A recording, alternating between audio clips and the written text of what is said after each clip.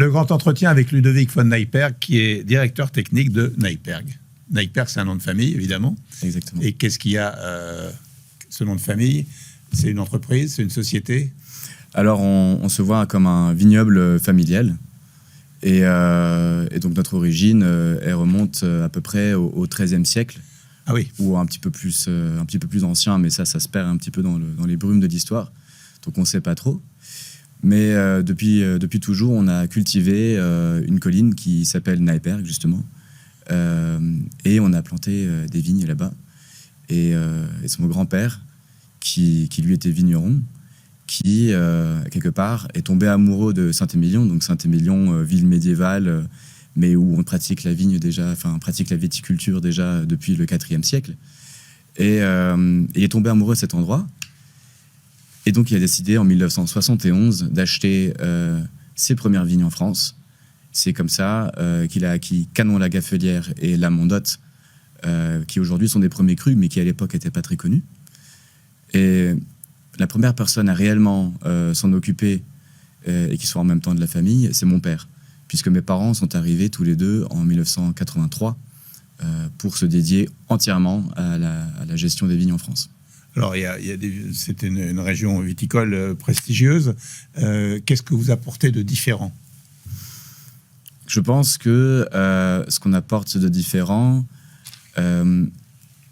c'est d'abord la recherche de la qualité à travers quelque chose de plus naturel. C'est-à-dire que mon père, dès le début, il avait compris que les vins qui avaient été produits avant l'ère industrielle, c'était des vins qui étaient vraiment beaucoup plus radieux, beaucoup plus bien meilleurs à la garde, et que les vins qui étaient produits après cette période-là, c'était des vins qui avaient un côté un petit peu aqueux, un petit peu dilué, enfin bref, la qualité n'était pas du tout au rendez-vous. Et donc, il a eu l'intuition que c'était réellement cette agriculture industrielle qui avait rendu ces vins un petit peu mauvais.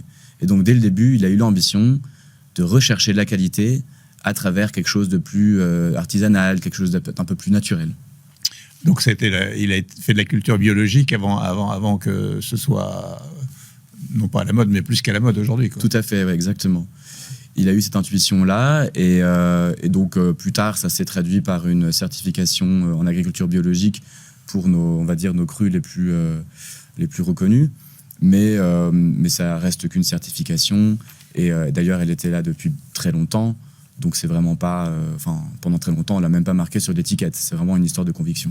Comment faire perdurer à la fois la tradition familiale et concilier ça avec l'évolution du temps? C'est très compliqué. Là, c'est vraiment le cœur de notre métier. C'est vraiment... c'est l'observation, la sensibilité. Et donc, on doit être capable de savoir analyser la plante, le sol, de connaître l'état. Est-ce qu'il y a un stress? Est-ce qu'il y a un problème? Est-ce qu'au contraire, tout va bien? Est-ce qu'il faut ne rien faire? Aussi, très intéressant, très important. Et il faut pouvoir s'en souvenir. Parce que c'est une boîte à outils qu'on va pouvoir ressortir. Et on a tous en tête les millésimes un petit peu que nous aimons bien et les vins que nous voulons reproduire. Et il faut que les personnes qui ont pris des décisions à ce moment-là, que ce soit mon père ou les personnes avant nous, ou les personnes qui vont travailler à la vigne, qui ont été hochées à ce moment-là, qui puissent nous dire, mais qu'est-ce qu'on a fait à ce moment-là? Comment ça se fait que c'est si bon? Il faut pouvoir s'en souvenir, et puis il faut pouvoir le transmettre avec les autres. Donc il y a vraiment un côté humain, c'est vraiment un travail d'équipe aussi. Comment observez-vous la terre, le sol? Alors la légende dit que les moines mangeaient de la terre. Nous, on ne fait pas ça. Mais il y a des indices, en fait, c'est assez simple. Il y a beaucoup d'instinct, et on voit rapidement, quand on a vu un très beau sol, on ne peut plus voir un sol détruit. Et on voit rapidement qu'un sol très sombre, assez souple, où il n'y a pas de flaques, par exemple. La présence de flaques, c'est vraiment un gros indicateur. Et quand on prend la voiture ou on prend le train, on voit des grands champs inondés. Alors là, on peut se poser des questions sur la qualité des sols. Ah ouais. Et donc, la vigne, vous l'observez tous les jours. Vous observez les sols, vous observez les pieds de vigne. L'œil humain a beaucoup d'importance par rapport à toute la technologie. Et que vous apporte la technologie? Alors, l'œil humain, effectivement, c'est la base, puisque aujourd'hui, on n'a pas de capteur plus performant que l'œil humain. Et puis, il y a une histoire de ressenti. Ça va sonner un petit peu ésotérique, mais il y a vraiment une communication entre les vignes et les humains, parce que c'est un sentiment, en fait. Si je prends une photo d'une vigne stressée, il y a quelques indices qui vont me dire que c'est une vigne stressée, mais je ne vais pas le savoir aussi bien que si j'avais été sur la parcelle et si j'avais vraiment pu ressentir le stress, quelque part. On va voir les chiffres de votre société avec Virginie Mas et on se retrouve juste après. La famille de votre invité Michel fait du vin depuis à peu près 800 ans. Profondément attachée à la terre, c'est la 3e génération en France qui est actuellement à la tête de l'héritage familial. L'entreprise collabore à ce jour avec 50 employés et a 11 étiquettes différentes en rouge et en blanc. Enfin, elle possède 6 propriétés indépendantes, dont 2 premiers crus et 1 cru classé, et a 140 hectares de vignes sur Saint-Émilion et les côtes de Castillon.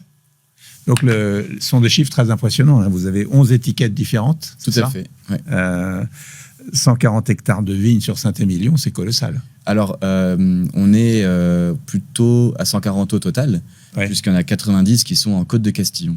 D'accord. Et Côte de Castillon, c'est une appellation pour laquelle on a un attachement très très fort, parce que c'est une appellation qui n'a pas encore la reconnaissance qu'elle mérite, puisque les sols sont vraiment très très qualitatifs. Et il y a un terroir très semblable au plateau de Saint-Émilion, finalement, donc ont potentiellement une qualité qui pourrait rivaliser. Mais à l'heure actuelle, il n'y a pas autant de moyens qui sont mis dans la production.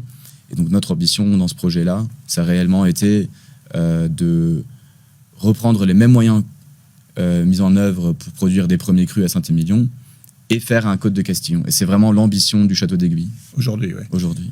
Qui sont vos clients ? Il y en a toutes sortes, j'imagine. Oui. Il m'est arrivé d'en faire partie. Mais, mais on est très honorés de faire partie de votre cave.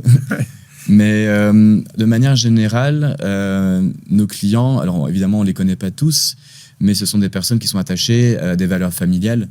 Ce sont des personnes qui aiment bien les choses stables, les choses... la famille, quelque part, ça donne un côté un petit peu rassurant. Et ce côté familial, je pense que c'est aussi un gage de qualité, puisque dans le monde des grands vins, on ne peut pas faire de compromis, on ne peut pas faire de raccourcis, parce que ça va se voir à long terme. Évidemment, nous, on travaille sur le long terme. Donc, on n'a pas intérêt à tricher. Qu'est-ce qui vous différencie des autres viticulteurs ? Je pense que ce qui nous différencie des autres viticulteurs, c'est cette approche un petit peu déraisonnable parfois vers le respect des sols réellement. On travaille pour avoir des sols les plus sains possibles, pour avoir des vignes les plus vieilles possibles et pour pouvoir faire perdurer les vieilles parcelles. Combien de temps vit une vigne, un pied de vigne ? Alors normalement, on devrait pouvoir la garder peut-être 100 ans, mais à l'heure actuelle, avec les problèmes de compaction des sols, c'est plus compliqué. Et on voit souvent dans les vignes commerciales des arrachages après 30 ans. Mais chez nous, la plus vieille parcelle, elle date des années 30, par exemple. Ouais. Donc on n'est pas loin du but, et on essaye de les faire perdurer. Et donc c'est beaucoup d'entretien, de faire en sorte que ces vieilles vignes, justement, ne subissent pas trop de stress pour qu'elles puissent rester productives longtemps. Est-ce que le réchauffement climatique est un problème ? Le réchauffement climatique est un problème, mais il y a heureusement beaucoup de solutions. C'est-à-dire que nous avons encore une boîte à outils, nous avons beaucoup de leviers qui nous permettront de nous adapter. Parce que il ne faut pas oublier qu'à Bordeaux, on produit des vins sans irrigation, ce qui n'est pas le cas dans la majorité des régions viticoles du monde. Et donc le fait déjà de pouvoir produire autant de vins sans irrigation, c'est déjà une victoire. Ensuite, il y a quelques aspects, on va dire, organoleptiques du vin, c'est-à-dire la montée des alcools, c'est-à-dire le manque d'acidité parfois. Et pour ces problèmes-là, on a déjà des manières de les résoudre, notamment en plantant des cépages locaux, mais qui sont un peu plus tardifs, ou alors justement en travaillant sur la couverture totale des sols, c'est-à-dire des vignes enherbées complètement qui permettent un effet tampon. Quels sont vos objectifs à court et moyen terme ? À court et moyen terme, Alors à court terme, déjà, c'est de bien réussir à faire notre millésime 2023, qui est encore tout petit et qui entame son voyage dans les barriques. Ouais. Donc on espère qu'il en ressortira Il est prometteur. exceptionnel. Il est très prometteur. Il est, on va dire, il est très frais parce que les acidités sont assez bonnes. Donc on va avoir un bon équilibre. Les alcools sont pas trop hauts. Donc pour ça, on est assez content. Ouais. Et les tanins sont assez doux. Donc on cumule quand même pas mal de bons points. Ensuite, l'avenir dira réellement ce qu'il en est. Et sur le long terme, enfin court, long terme, on va dire. Court, moyen. Ouais. Enfin, voilà, moyen, long terme. Effectivement, chez nous, la problématique la plus urgente, c'est d'essayer de garder nos vieilles vignes en vie coûte que coûte. Merci beaucoup. Merci à vous.